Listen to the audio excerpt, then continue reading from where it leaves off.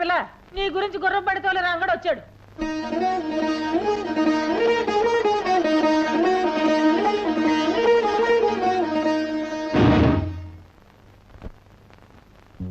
ఏమి చింగు చింగున లేడి పిల్లలా వచ్చి మెడ ఎగరేస్తూ కోడి పిల్లలా చూస్తున్నావు? రంగడి కోసమా? అసలు వాడు రాలేదే. నీ మనసులో వాడు ఉన్నాడా లేడా అని కనిపెట్టడానికి మా అమ్మని అబద్ధం చెప్పమన్నా. నువ్వు వచ్చిన ఊపును బట్టి నీ చూపును బట్టి వాడింకా నీ మనసులో ఉన్నాడని తెలుస్తోంది. ఈ మొగుడొచ్చాడంటే ఒక్కసారైనా ఇలా ఎగురుకుంటూ వచ్చావా? రాలేదు. కానీ రంగ అనగానే చింగున వచ్చావు. అవునా కాదా? అవును, వచ్చాను. అతని కోసమే వచ్చాను. ఓసిన చిన్ననాటి పెళ్ళామా? వాడి కోసం వచ్చానని ఎంత ధైర్యంగా చెబుతున్నావే? అవును, రంగడితో ఒక విషయం చెప్పాలనే వచ్చాను. ఒకప్పుడు దేవాలయంలో ఉండే ఈ ఇల్లు ఈ మధ్య అరణ్యంలా మారిపోయిందని, ఇక్కడుండే మనుషుల మధ్య మానవత్వం లేని మృగాలు వచ్చి మకాం పెట్టాయని చెప్పడానికే వచ్చాను. శ్మశానం లాంటి ఇక్కడికి వచ్చి పిశాచా లాంటి వీళ్ళ చేత మాటలు పడొద్దని, ఇంకెప్పుడు ఇక్కడికి రావద్దని అతనితో చెప్పడానికే వచ్చాను. అంటే నీ వాగుడికి అర్థం మేము మృగాలు పిశాచాలు దెయ్యాలు భూతాలు అనేక? వాడి మైకం నీకు వదలకే నువ్వు ఇలా పెలుతున్నావు. వదలాలి అంటే వాడి జ్ఞాపకాలు గుర్తులు ఏమీ ఉండకూడదే. దీన్ని మా దొరల భాషలో బ్రేకింగ్ అంటారు. బోడి మీ తెలుగు భాషలో పగలగొట్టడం అంటారు.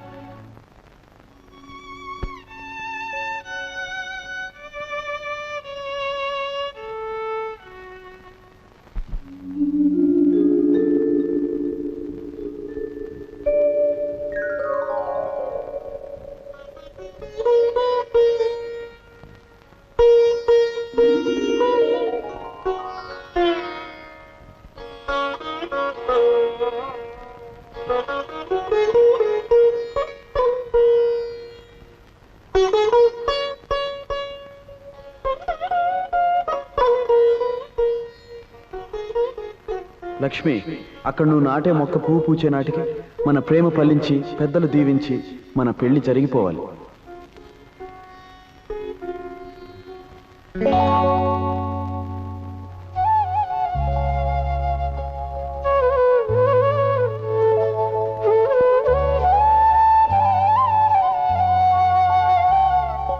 లక్ష్మి, కళ్ళ ముందున్న పువ్వుని చూస్తుంటే నీకేమైనా గుర్తుకొస్తుందా?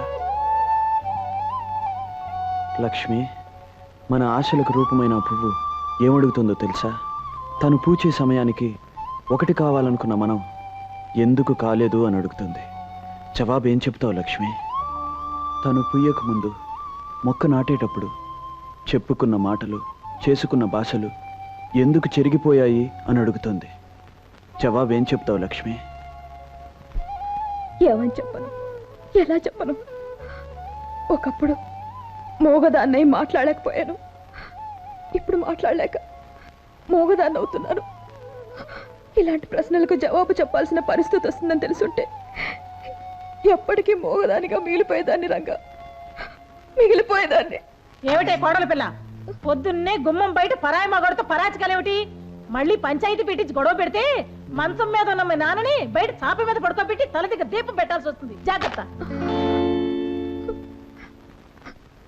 రంగా, కొన్ని పువ్వులు పూయకుండా రాలిపోవడమే మంచిది.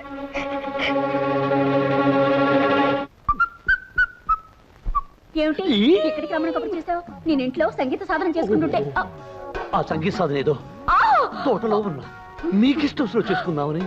మంగళ, నిన్ను చూస్తుంటే కొత్తగా కొన్ని వినలా ఉన్నా. నిన్ను చూస్తుంటే వాళ్ళు తెలిసిన తబలలా ఉన్నావు. ఓ, కచేరీ బెదరడమా? మంగళ, నేను పట్టుకోపోతే నువ్వు పారిపో. నేను కోకలాగితే నువ్వు కేక పెట్టాలి. అప్పుడే నాకు హుషారు వస్తుంది. నిజంగా మన ఇద్దరు ఆలోచనలు ఒకటి కాబట్టి మన ఇద్దరు మనసులు కలిసాయి. నా పద్ధతి కూడా అదే. అయ్యో, ఏమిటి నువ్వు అనేది? నేను చొక్కా చించిపోతాను, నువ్వు గింజుకోవాలి. నేను పంచలాగపోతాను, నువ్వు కేక పెట్టాలి. నేను పట్టుకోపోతాను, నువ్వు పరిగెత్తాలి. సరిగా సరిగా సరిగా సరిగమా. దొరికిపోయాడు, దొరికిపోయాడు, దొరికిపోయాడు.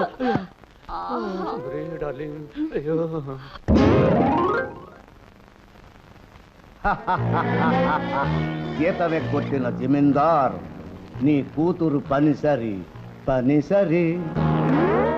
బలవంతం ఆ, నన్ను మోసం చేయవు కదా. ఈ బలవంతురావు నమ్మిన వాళ్ళని ఎప్పుడూ మోసం చేయడు.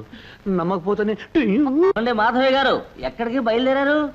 ఒకసారి అమ్మాయిని చూసొద్దామని. కూతురికి ఏం తీసుకెళ్తున్నారేమిటి?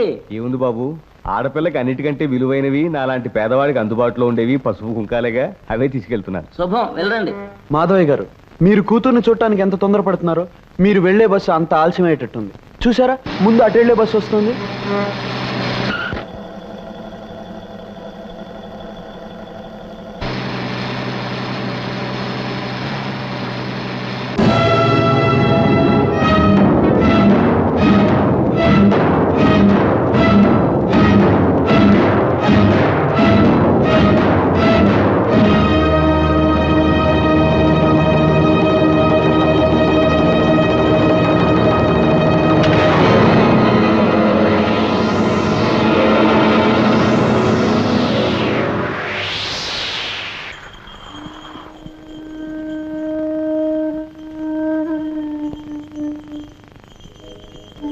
అల్లరి చేసే సత్యవతి పండంటి బిడ్డను కంటానికి మా ఊరు వచ్చేటప్పుడు నాకు తెలియజేయాలి. నా బండి మీద ఊళ్ళోకి రావాలి.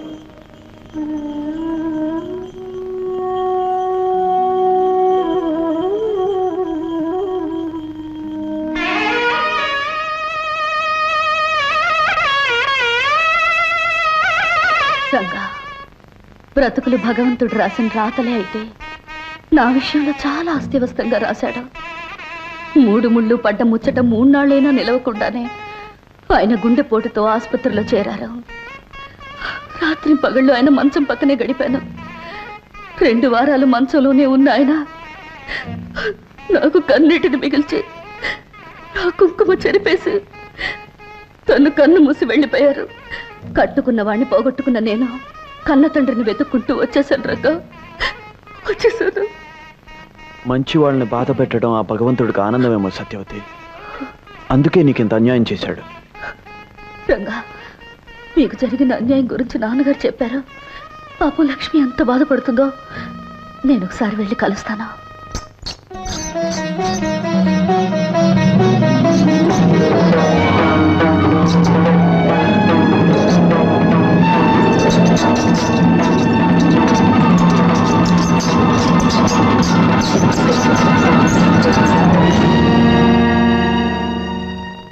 సత్యవతి, ఏమిటి ఏమిటిది? తెల్లారిపోయిన నా బ్రతుకు నాకు ఇలా తెల్ల చీర మిగిల్చింది లక్ష్మి. సత్యవతి, నేను నమ్మలేకపోతున్నాను.